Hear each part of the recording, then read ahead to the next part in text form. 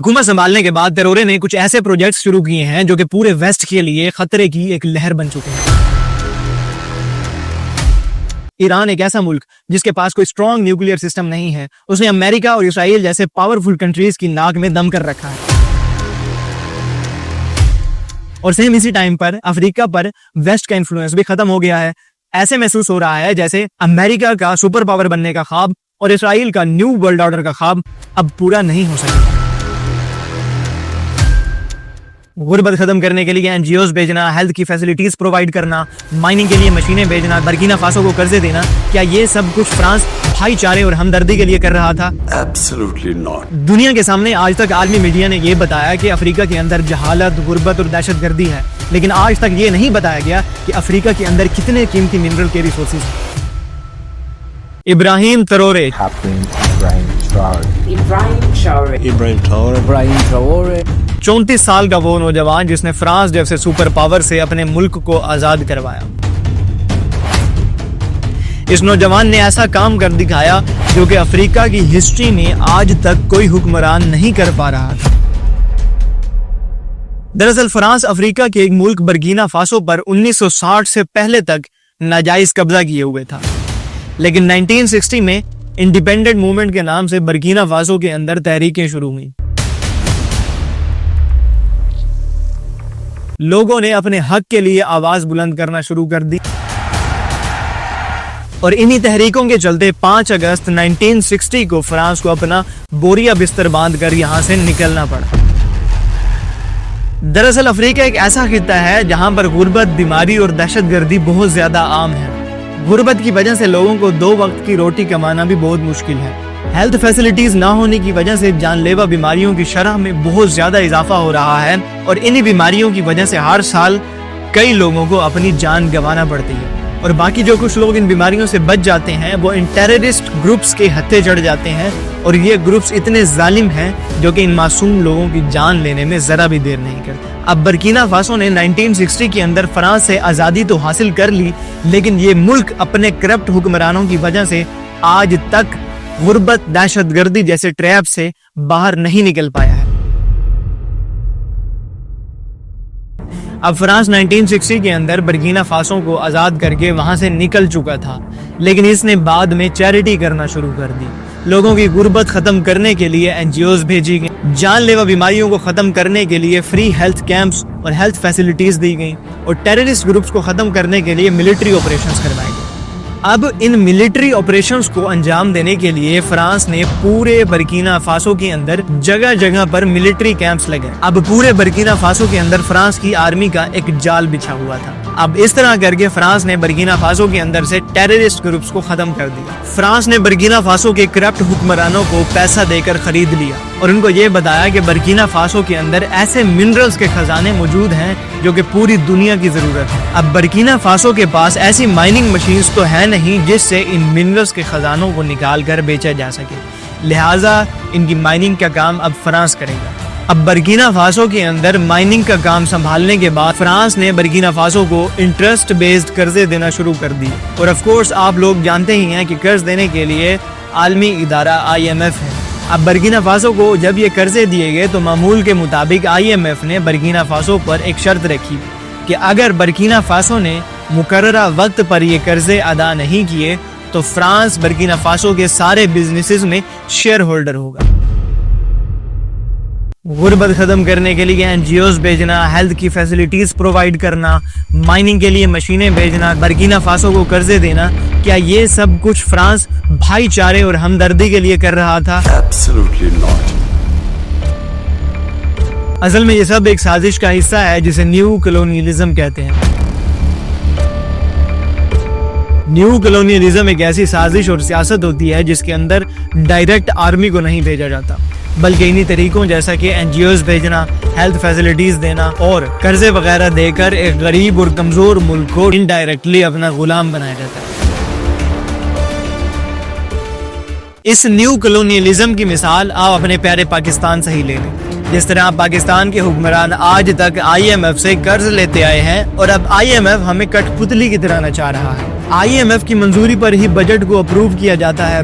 हर 6 महीने के बाद बजट को रिव्यू किया जाता है जैसे कोई स्टूडेंट पेपर दे रहा हो। इसी IMF के कहने पर दोस्त मुल्क चाइना से सस्ती बिजली के पर लात मार दी जाती है और महंगी बिजली खरीदी जाती है। अपने इस्लामी मुल्क ईरान से सस्ता तेल खरीदने की बजाय महंगा तेल खरीदा जा रहा है। खाने पीने, नहाने, सोने, जागने, उठने, बैठने और हर काम करने में हम और आप टैक्स दे रहे हैं।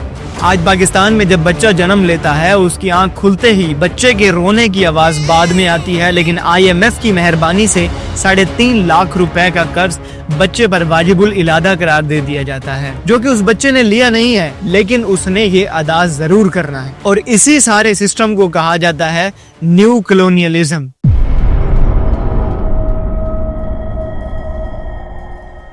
और सेम यही न्यू कॉलोनियलिज्म का जाल बिछाया फ्रांस ने बर्किना फासो की इकोनॉमी को कंट्रोल करने के लिए।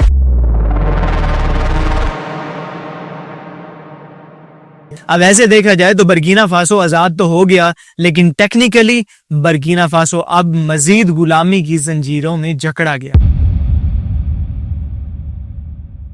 अब बर्किना फासो के अंदर बेरोजगारी और गुर्बत तो पहले से ही थी। लोग पैसा कमाने के लिए कुछ भी कर सकते थे, लिहाजा जब माइनिंग का काम स्टार्ट हुआ तो माइंस में काम करने के लिए लोकल मजदूरों को हायर किया गया। इन मजदूरों से बहुत ही कम पेमेंट पर बड़ा ही हार्ड किस्म का काम लिया गया। माइंस के अंदर कोई सेफ्टी सिस्टम भी नहीं होता था, जिसकी वजह से इन माइंस के अंदर दबकर कई मजलूमों की जानें गई। और जुल्म की इंतहा तो ये थी कि छोटे छोटे बच्चों से बड़ा ही हार्ड किस्म का काम करवाया जाता था। दरअसल अफ्रीका का हर एक मुल्क अपने अंदर एक खास किस्म की मिनरल का खजाना स्टोर किए हुए हैं। अफ्रीका से निकलने वाली ये मिनरल्स इतनी कीमती हैं जो कि इस वक्त पूरी दुनिया की जरूरियात को पूरा कर रही है। पूरी दुनिया में पाई जाने वाली मिनरल्स का 30% हिस्सा सिर्फ और सिर्फ अफ्रीका में मौजूद है। और अफ्रीका के पास ऐसी कीमती मिनरल्स हैं जिनके बगैर टेक्नोलॉजी की इंडस्ट्री बेकार है।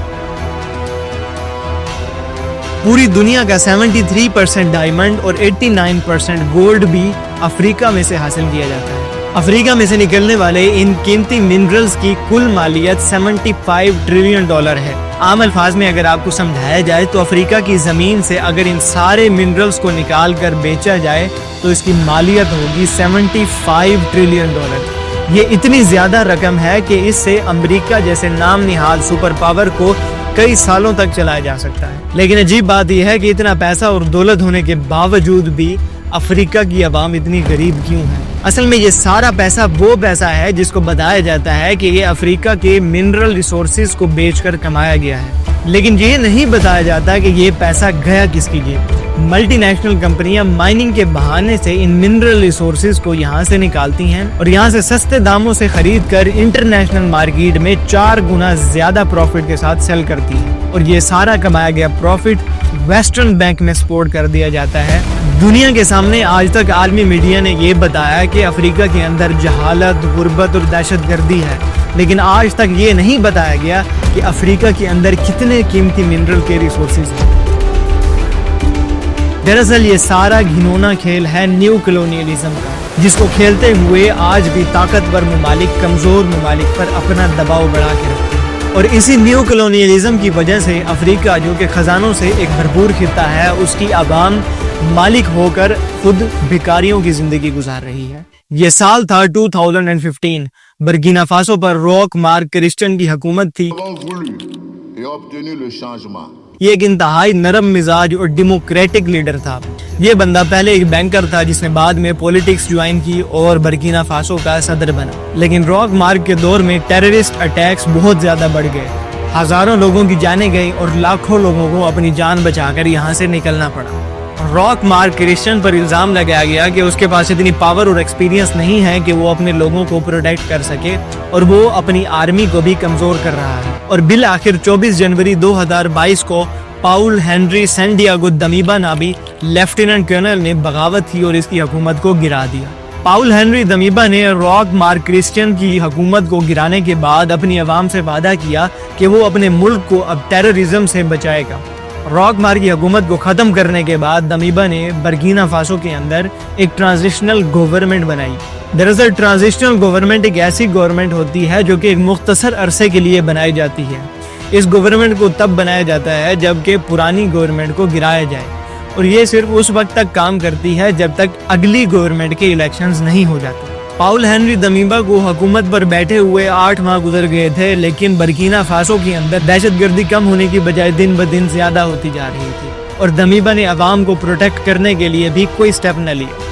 और इसी दौरान ये सारा निज़ाम एक नौजवान खामोशी से बैठा देख रहा था जिसका नाम था इब्राहिम ट्रैओरे। इब्राहिम ट्रैओरे की उम्र सिर्फ 34 साल थी और वो बर्किना फासो के तोप खानों के अंदर एज ए कैप्टन काम कर रहा था। एक तरफ इब्राहिम ट्रैओरे अपने लोगों को मरते हुए देख रहा था और दूसरी तरफ ये देख रहा था कि किस तरह हुकूमत बिल्कुल खामोश बैठे ये सारा तमाशा देख रही है। ट्रैओरे ने आर्मी के बाकी ऑफिसर्स के साथ इत्तेहाद किया जो कि दमीबा की हुकूमत की पॉलिसियों से बिल्कुल न खुश थे और 30 सितंबर 2022 को ट्रैओरे ने अपने इत्तेहादियों के साथ मिलकर दमीबा की हुकूमत को गिरा दिया और खुद हुकूमत संभाल ली।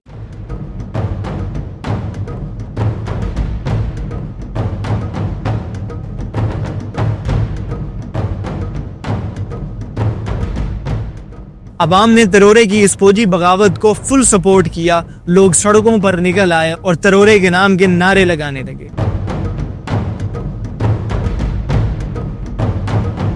दमीबा ने पहले तो रेजिस्ट किया, लेकिन जब उसने देखा कि उसके मुल्क की आवाम उसके खिलाफ हो चुकी है, चुपचाप यहाँ से जान बचाकर निकलने की सोची। लेकिन फ्रांस अभी तक बर्किना फासो की मिनरल के रिसोर्सेज पर कब्जा किए हुए था और फ्रांस की आर्मी पूरे बर्किना फासो में फैली हुई थी। ट्रैओरे फ्रांस की चालाकियों से बिल्कुल वाकिफ था।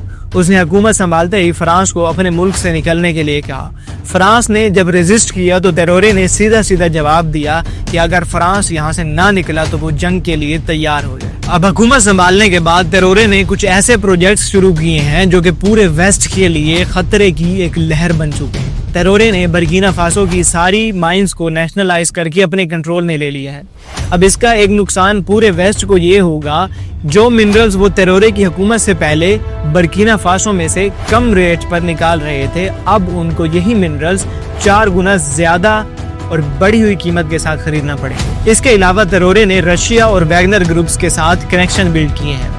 रशियन सदर ने ट्रैओरे के साथ मुलाकात करके उसको इस्लामी दुनिया का बहादुर और ईमानदार लीडर करार दिया है। अब वैगनर ग्रुप्स ऐसे ग्रुप्स हैं जो कि रशिया की आर्मी का हिस्सा नहीं है, लेकिन रशिया इनको सपोर्ट करता है। रशिया इनसे ऐसे काम लेता है जो कि उसकी आर्मी खुद नहीं कर सकती। ये वैगनर ग्रुप्स रशिया के लिए सारे लीगल और इलीगल दोनों किस्म के काम करते हैं। ये ऐसे लोगों का ग्रुप है जो कि बहुत ही ब्रूटल और जालिम होते हैं।